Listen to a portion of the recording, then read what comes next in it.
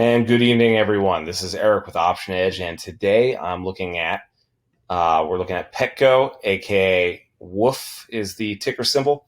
And the reason why I'm looking at this is I've got an email from Tasty Trade, great platform that does statistical analysis on different stocks and futures, and they just do a really good job. And this is what I got in my email showing a large implied volatility in WOOF, and it happens to be one of the most popular traded stocks on the Tastyworks platform right now. So something I would like to do is sell a Iron Condor or sell a Strangle. A Strangle is just basically a naked Iron Condor, except Robinhood doesn't allow you to do that. So I think the safest bet is to sell an Iron Condor. So I'm going to go ahead and show you the chart here. So here's the chart, and I'm looking at the 22.5 puts to sell, which would be, let's mark our chart here. It's right about here. And I think, I did some anchored VWAPs at some of the lows and some of the highs, and it looks like we have some good support right around the 24 level. So I'm pretty confident that the put side, the downside, that we'll have support. And we're looking at the 35 call, which is higher than this stock has ever printed. So 35 call gives some protection, or gives us a credit. We're going to sell that, and we'll get a credit as long as the stock stays below that. So I think with the elevated IV, and this might be a good time to put this trade on. So let me show you what I'm going to do. I'm going to select the date, 30 days from now, just because on Tasty Trade it gives us the 30-day expected. We're looking at 30-day IV ranking. So let's start with selling our call. Okay, so to sell the call, we're going to sell the 35, and 35 is a delta of 19, basically 20. Sell the call, 35, buy the call behind it, which is the 40. It's 13, so 13.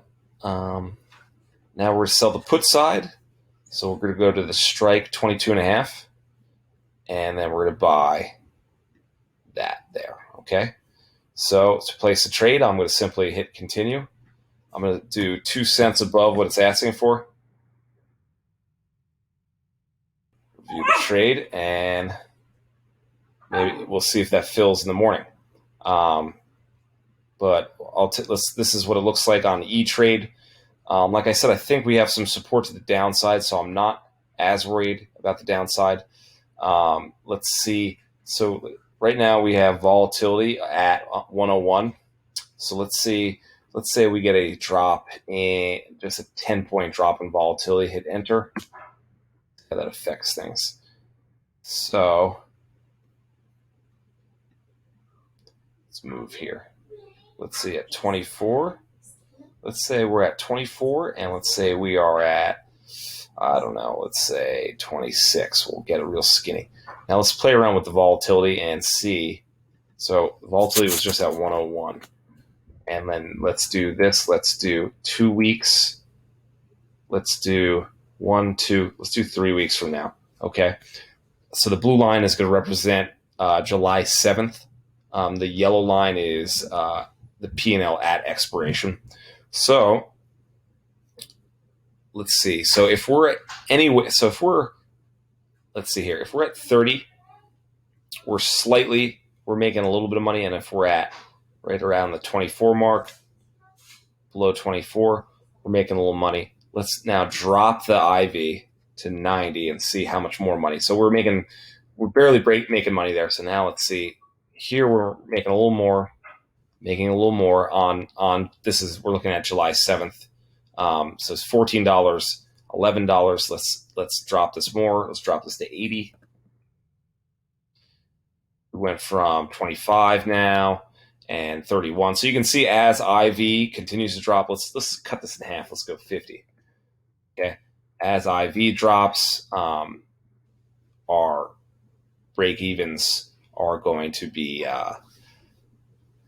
we're going to be good. We're going to be making money. So that's what I'm hoping for this. So if you like this trade, please like and subscribe, and feel free to message me. Alrighty, bye-bye.